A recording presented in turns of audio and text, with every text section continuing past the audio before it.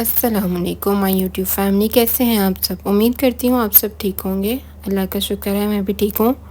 آج ہمارا ٹاپک ہے حضرت ابراہیم علیہ السلام کے بارے میں، جو پچھلے پارٹ میں رہ گیا تھا۔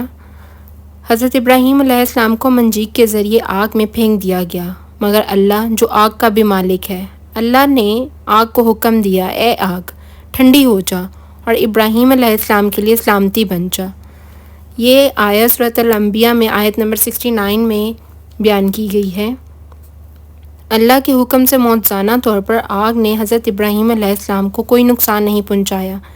انہیں یقین تھا کہ اس باب میں کوئی اثر نہیں، بلکہ نتیجہ صرف اللہ کے حکم سے آتا ہے، اور وہ جانتے تھے کہ اللہ کے سوا کوئی معبود نہیں۔ پہلی دعاؤں میں سے ایک دعا پڑھتے ہوئے حسبنا اللہ و نعم الوکیل، یقین کا ہر دروازہ کھل جاتا ہے۔ ہمیں بھی اپنے ہاتھ اٹھانے چاہیے اس یقین کے ساتھ میری بہنیں، جب ہم یہ دعا پڑھیں تو دل سے یہ سوچیں کہ اے اللہ میرے لیے تو ہی کافی ہے۔ اگر ساری دنیا بھی میرا ساتھ چھوڑ دے تو بھی مجھے کوئی پرواہ نہیں، کیونکہ میں تیرے راستے پر ہوں۔ اللہ ہمارے لیے کافی ہے اور وہی بہترین کارساز ہے۔ حضرت ابو ہریرہ سے روایت ہے کہ ہمارے نبی کریم صلی اللہ علیہ وآلہ وسلم نے فرمایا، جب تم کسی بڑی آزمائش یا مصیبت میں پڑو تو حسبنا اللہ و نعم الوکیل پڑھو۔ یہ دعا قرآن میں بھی آتی ہے۔ سورۃ العمران کی آیت نمبر 173 میں یہ آیت نبی کریم صلی اللہ علیہ وآلہ وسلم کے صحابہ کرام کے بارے میں نازل ہوئی۔ لوگوں نے ان سے کہا کہ تمہارے مقابلے کے لیے ایک بڑا لشکر جمع ہو رہا ہے، سو ان سے ڈرو۔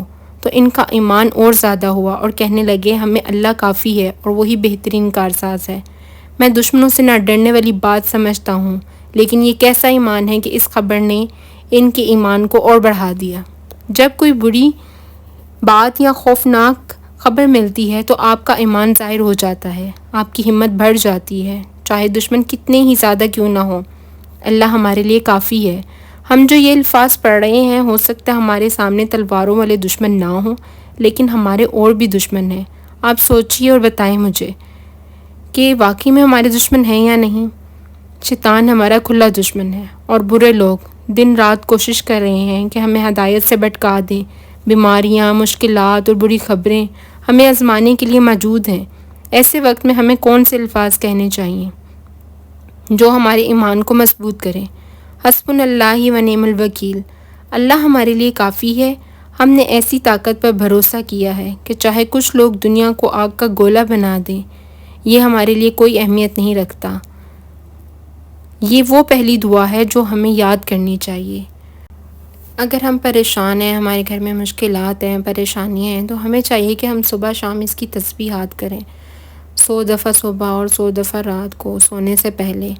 یہ چند کلمات ہیں جو ہم پڑھ لیں تو اس سے ہمارے گھر میں بہت پرسکون ماحول پیدا ہو جائے۔ گھر کے گھریلو جھگڑات اور بچوں کے اوپر جو اثرات ہوتے ہیں، بچے لڑائی جھگڑے کرتے ہیں یا کسی کی بری نظر، ہمارے گلی محلے میں، ہمارے گھروں میں لوگ ایسے ہیں جو حسد کرتے ہیں، جو ہمارے کھلے ہی دشمن ایسے ہیں۔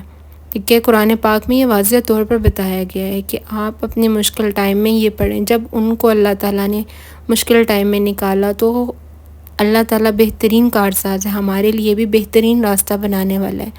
ہمارا یقین اور ایمان پختہ ہونا چاہیے کہ ہم اپنے اللہ کے اوپر یقین رکھیں اور ان دعاؤں کو، ان کلمات کو، قرآن پاک کو اپنا سہارا بنائیں، اور اللہ کے سوا کوئی نہیں جو مدد کر سکے۔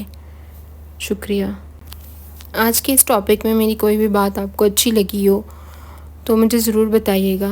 لائک اور سبسکرائب ضرور کیجیے گا تاکہ آنے والی ہر ویڈیو میری آپ تک پہنچ سکے، اور کمنٹ میں ضرور بتائیے گا کہ کون کون یہ دعا پڑھتا ہے اور کس کے گھر کے حالات بہت اچھے ہیں یہ دعا پڑھنے سے، تاکہ لوگوں کو موٹیویشن ملے اور وہ بھی اللہ کے بتائے ہوئے کلمات پر عمل کریں اور اپنے روزمرہ زندگی میں ان دعاؤں کو معمول بنا لیں۔